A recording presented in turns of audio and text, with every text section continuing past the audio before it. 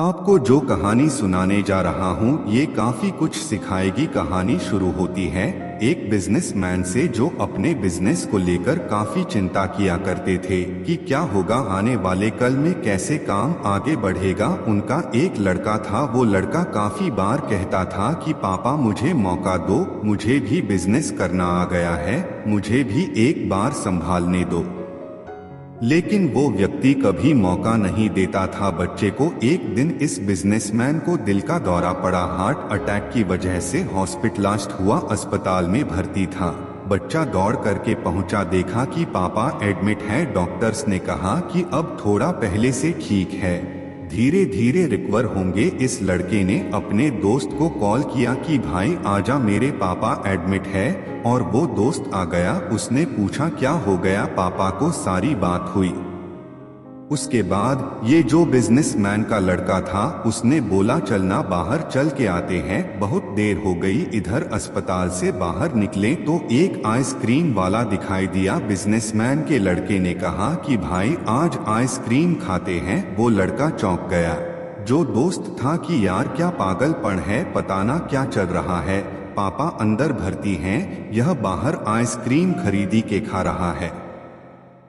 उसके बाद खाने लगे तो वो जो दोस्त था उससे रहा नहीं गया। उसने पूछ लिया इस लड़क से कि भाई समझ नहीं आ रहा है, तुम्हारे बिजनेस का क्या होगा आने वाले कल में? तेरे पापा एडमिट हो गए हैं, उनकी तबीयत ठीक नहीं है, दिल का दौरा पड़ा है, हार्ट अटैक हुआ है, तो यह आइसक्रीम खा रहा है, मुझे समझ ही नहीं आ रहा है। उसने जो बात कही वह ध्यान से सुनी। उसने कहा कि मुझे मालूम है, तो ये सोच रहा हूँ कि मेरे पापा एडमिट है और आइसक्रीम चल रहा है। नहीं, मैं भगवान श्री कृष्ण का बहुत बड़ा भक्त हूँ और उनकी दो बातें हमेशा जिंदगी में याद रखता हूँ। पहली बात जो हम सबको मालूम है कि काम करना है, फल की चिंता नहीं करनी है, तो जो होगा देखा जाएगा। अपने काम पर फोकस करूंगा, बिजनेस भी अच्छा चलेगा। दूसरी बात, मैं तुम्हें एक कहानी सुनाता हूँ, समझ में आ जाएगी। भगवान श्री कृष्ण की जो पत्नी थी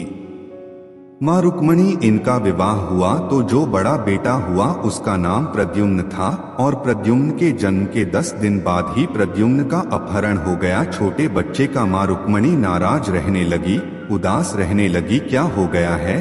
भगवान श्री कृष्ण कहते थे कि चिंता मत करो, प्रद्युम्न ठीक होगा, जहाँ भी होगा तुम स्वस्थ रहा करो, मस्त रहा करो। लेकिन इसी चिंता में रुक्मणी जी के साल बीतते गए। 18 साल के बाद में प्रद्युम्न की वापसी हुई और जब प्रद्युम्न द्वारका वापस आए तो उनके साथ में उनकी पत्नी मायावती थी। समस्या ये थी कि जो मायावती थी उसकी उम्र 20 साल ज्यादा थी प्रद्युम्न से। माँ रुक्मणी पहले तो खुश होंगे बच्चा आ गया, फिर दुखी हुई कि इतनी बड़ी लड़की से शादी करके आ गया। भगवान श्री कृष्ण के पास गए और कहने लगी कि क्या हो गया है? भगवान श्री कृष्ण ने कहा कि जो हो गया है उसको स्वीकार कर लो, चिंता मत करो।